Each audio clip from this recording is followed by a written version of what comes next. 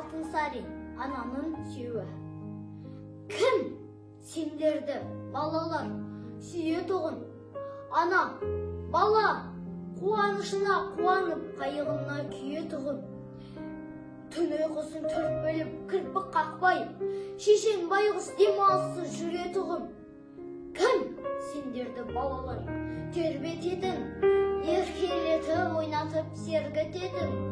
Жалқау болсан, балалар, жаман болсан, қамқор ана көз жасын көлдететін.